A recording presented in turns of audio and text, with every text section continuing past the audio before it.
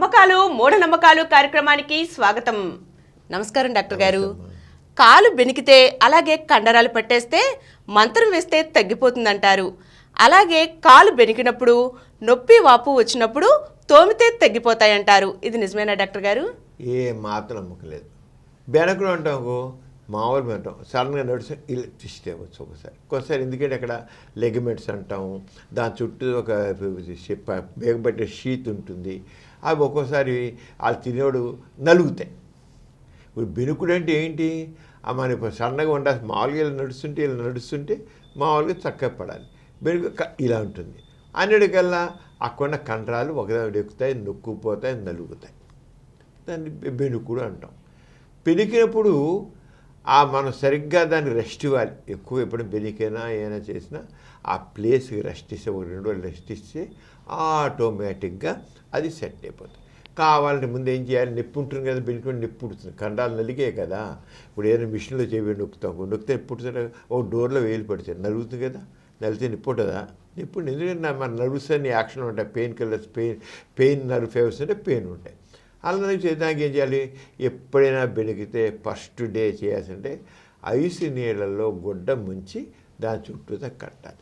Ice నీళ్ళలో గుడ్డ ముంచాలి, ముంచి దాని చుట్టూ చుట్టినట్లయితే అక్కడ రేర్ కేసులో విరుగుతాయి కూడా. బెనకడే కాదు, విరగడం కూడా ప్రాచుర్యం. కానీ జల్లగా బెండుకుని తెలిసిపోతుంది. వాళ్ళు నడుస్తాడు, నొప్పితో నడుస్తాడు, విరిగితే నడవలేడు. కటకట శబ్దం కూడా వస్తుంది. అంచేత బెనకడం ఫ్రాక్చర్ ఉండదు. అక్కడ కండరాలు, లెగమెంట్స్, పర్స అంటాం, అవి నలుగుతాయి. ఆ నలగ బట్టి పెయిన్ వస్తుంది, అంతకనికి ఏం కాదు. అంచేత పెయిన్ తగ్గడానికి ఫస్ట్ ఎయిడ్ అంటే దానికి చేసి చల్లనీళ్ళ గుడ్డతో చుట్టూ ఉంచితే, ఐస్ నీళ్ళతో అయితే బెస్ట్. ఐస్ నీళ్ళ గుడ్డ చుట్టూ ఉంటే పెయిన్ చాలా వరకు లాగేస్తుంది. ముద్దు బారుతుంది, నొప్పి తగ్గినట్లు అయిపోతుంది. ఫస్ట్ డే, సెకండ్ డే కూడా వచ్చేది. తర్వాత మాత్రం ఇంకా ఐస్ కూడా పనిచేయదు, వేరే కాపం పెట్టాలి. వాపు తగ్గడానికి వేరే కాపం పెట్టాలి. ఫస్ట్ మాత్రం వేరే కాపెట్టకూడదు. ఫస్ట్ 1 or 2 days కేవలం చన్నీళ్ళ గుడ్డ, ఐస్ నీళ్ళ గుడ్డ పెట్టాలి. చుట్టేసి ఉంచాలి, చల్లగా ఉంచాలి. ఐస్ చల్లగా వచ్చినట్లయితే, లేదా ఐస్ ఫర్మెంటేషన్ అయితే ఏదైనా ఐస్ ఫర్మెంట్ చేస్తే తగ్గుతుంది. అలా కాకుండా కొంతమంది మూర్ఖులు ఏం చేస్తారంటే, మురికిలే వాళ్ళు దాన్ని రుద్దుతారు, బాగా రుత్తారు. నొప్పి ఇంకా రుత్తుంటే ఏముందంటే వాడు నొప్పుతున్నా సరే రుత్తారు. ఇప్పుడు కొంతమంది పల్లెటూళ్ళలో కట్లు కట్టేవాళ్ళు ఉంటారు. వాళ్ళు మేము విరిగితే కట్లు కడతాం, బినుకులకు వైద్యం, వినుకులు విరిగిన దానికి వైద్యం అంటారు. వాళ్ళు రుద్దుతారు, పసలు పోస్తారు. మూలిగే నక్క మీద తాటికాయలాగా అసలే అది నలిగింది, ట్విస్ట్ అయింది కదా. ఇప్పుడు ఉంది, ఇలా తిప్పానుకో ఇక ఇది నిప్పుడుతుంది కదా, దానికి గట్టిగా అదే పెరుగుంటాను. ఆ మూలిగే నక్క మీద తాటికాయలాగా ఎప్పుడు రుద్దారో ఇంకా నలిగిన దాన్ని మరింత నల్లగొట్టడం. అంచేత ఎప్పుడైనా బెడికితే దాన్ని రుద్దకూడదు. ఎప్పుడు రుద్దే ప్రసక్తే లేదు. చివరి ఫ్రాచర్నే రుద్దకూడదు. అసలే అక్కడ రక్తనాళాలు కూడా చిట్టడానికి వస్తుంది. నలగడే కాదు, రక్తనాళాలు చేస్తాయి, లింఫాటిక్ వెసల్స్ ఉంటాయి, అవైనా డ్యామేజ్ అవుతాయి.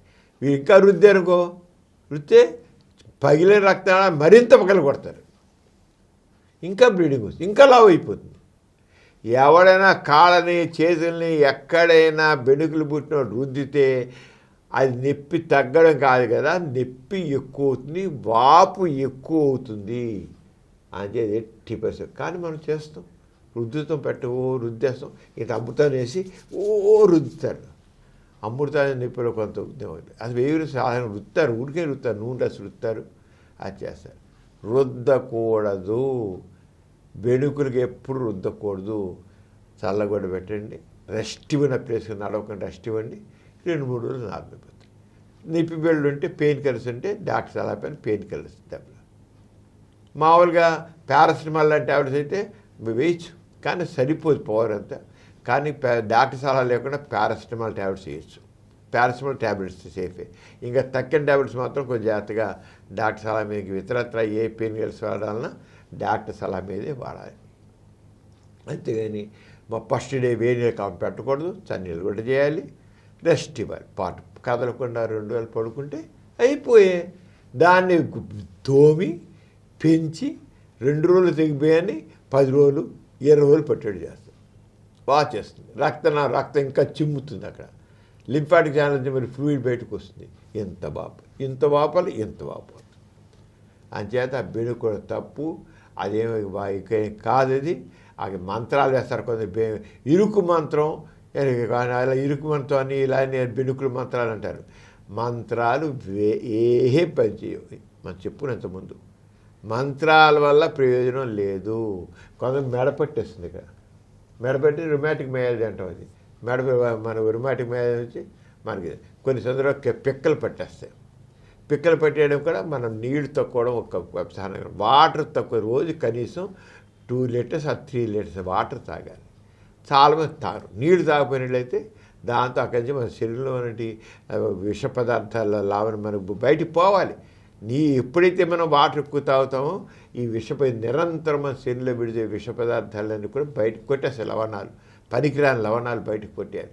ఆ పోకపోయినట్లయితే అంచేత కాళ్ళు పిక్కలు పట్టేసేవాళ్ళు వాళ్ళు గుర్తించి మంచిగా ఎక్కుదాలి. లేదు పిక్కలు పట్టేసేప్పుడు కూడా మనం నిప్పేదగానే మనం అమ్ముతుంది లాంటివి రాయొచ్చు.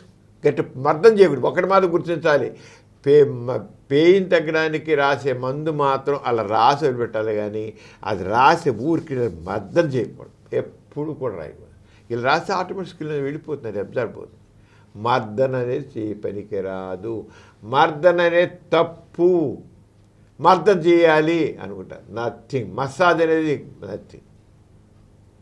ఆ చేయకు ఊరికే మన నొప్పి ఉంటే మాత్రం, అంతేగాని మసాజ్ చేసేది గట్టిగా పట్టుకుని నొక్కి చేస్తే ఇంకా డ్యామేజ్ అవుతుంది. ఇవన్నీ ప్రాథమిక సూత్రాలు.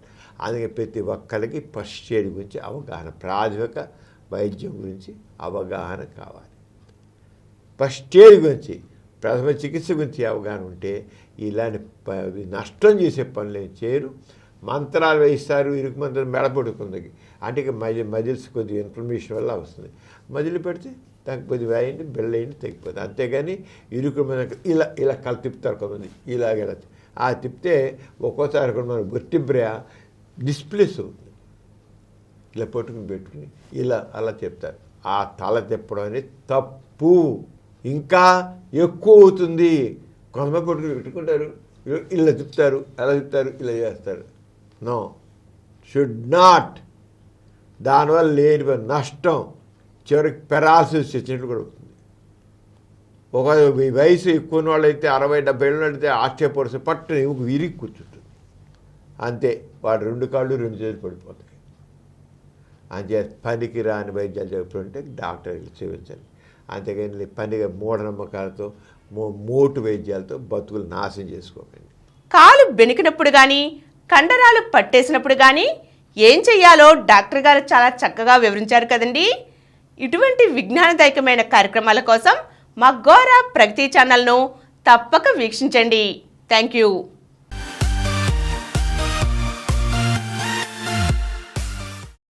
ఈ కార్యక్రమం మీకు ఎంతో నచ్చింది కదా. ఇటువంటి మరిన్ని వీడియోల కోసం అనతి కాలంలోనే 20 కోట్ల వ్యూస్ సాధించిన డాక్టర్ సమరం మల్టీ ఛానల్ నెట్వర్క్ సమర్పించు గోరా ప్రగతి ఛానల్కు సబ్స్క్రైబ్ చేయండి, లైక్ చేయండి, మీ ఫ్రెండ్స్కి షేర్ చేయండి. అలాగే ప్రక్కనున్న గంట సింబల్ని ప్రెస్ చేయడం మర్చిపోకండి. Please download Samaram Multi-Channel app and watch your favorite channels from your mobile. App available on Google Play Store and subscribe to the channels.